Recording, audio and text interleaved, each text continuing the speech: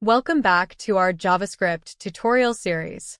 In the previous video, we explored objects, a fundamental data type in JavaScript. Check out the link in the description to watch the previous video. The document object model plays a crucial role in bringing interactivity and dynamism to web pages. The DOM represents the structured hierarchy of elements on a web page, allowing developers to access and manipulate these elements using JavaScript.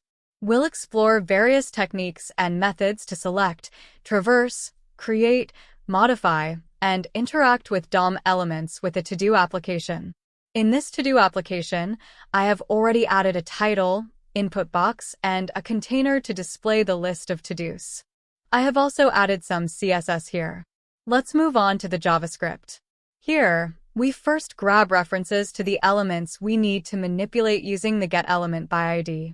This function allows us to find a specific element in the HTML by their unique ID attribute. We then define a function called addToDo. This function is responsible for creating new to-do list items. Here's what happens inside. We use document.createElement to create a new list item element. This will become the container for each to-do item. We set the text content of the new list item using textContent property. This grabs the value entered in the input field and displays it as the task description. To style our list items, we add a class name, toDoItem, using the classList property and add method. This class likely styles the appearance of each to-do item in the CSS. We want a way to delete tasks, so we create a delete button using createElement. This creates a span element which will hold the delete icon. We set the text content of the delete button to a cross symbol using textContent property. We are directly adding the emoji character here. Similar to the to-do item, we add a class name, deleteToDo, for styling the delete button. Finally, we append the delete button as a child element to the new list item using appendChild method. This creates a nested structure where the delete button sits inside the to-do item. The new to-do item, complete with the delete button, is then added to the to-do container using appendChild. This inserts the new list item into the web page. We clear the input field after adding a new to-do item, so the user can enter the next task. Next, we have an event listener on the input field that listens for the enter key press. This is achieved using addEventListener method. The keydown event triggers whenever a key is pressed down on the input field.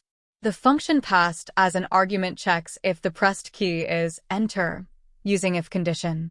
If it's enter, it calls the addToDo function we just explained, essentially creating a new to-do item when the user presses enter.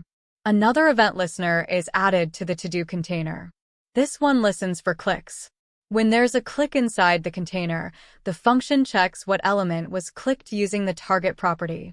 If the clicked element has the class toDoItem, which means the user clicked on a to-do item itself, we toggle a class called completed using the toggle method. This class likely controls the styling to indicate a completed task, perhaps strike-through text. If the clicked element has the class deleteToDo, which means the user clicked on the delete button, we target the parent element, the to-do item, using the parent node property. Then, we remove the to-do item from the to-do container using the removeChild method. This effectively deletes the task from the list. So far, this code creates a functional to-do list where you can add items, mark them complete, and delete them. Let me demonstrate some other methods similar to getElementById we have seen earlier. The selectElement function selects various elements and changes their styles or attributes. To target multiple elements at once, we can use getElementsByClassName method. This grabs all elements with the class toDoItem, which is likely all our to-do list items. We can only access elements by index within the returned collection. Here, it changes the background color of the first to-do item using the background color property. This line demonstrates selecting elements by tag name using the getElementsByTagName method. This grabs all input elements on the page, which could include the to-do input field and other potential inputs that might exist on the page. Similar to the to-do items, it changes the placeholder text of the first input element using the placeholder property. This line shows how to select a single element using a CSS selector with the query selector method. This is a more concise way to target an element with a specific ID. Here, it selects the to-do container again.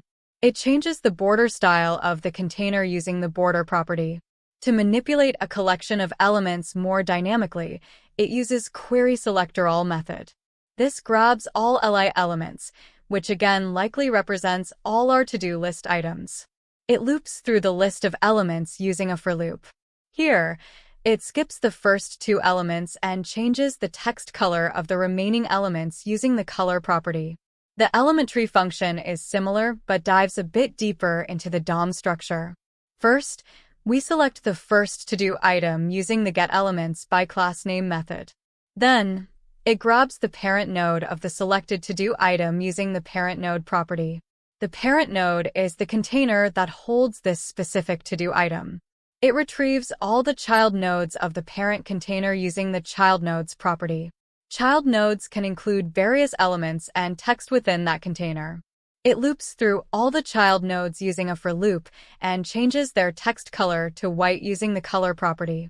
The next two lines modify the text content of the first child of the first and last child by appending additional text using the text content property. Next, it demonstrates navigating between sibling elements. It targets the element before and after the fourth child node using the previous sibling and next sibling methods respectively. Then, it changes its text color to purple. The last two lines show the setAttribute and getAttribute methods. It directly modifies an attribute of the first to-do item. It sets a new class name, newClass, using setAttribute method. The getAttribute method returns the value of a specified attribute on the element. In this case, if we print it in the console, we will get the class name, newClass. You now have a solid understanding of the document object model, how to select and traverse elements, create and modify elements, and handle events. Keep practicing and experimenting with DOM manipulation techniques to solidify your skills. In the next tutorial, we'll explore asynchronous JavaScript, which is essential for building responsive and efficient web applications. So, make sure to watch the next video to continue your journey in mastering JavaScript. And don't forget to like this video, subscribe to the channel, and hit the notification bell to stay updated. Thanks for watching. Keep practicing and keep coding. I'll see you in the next video.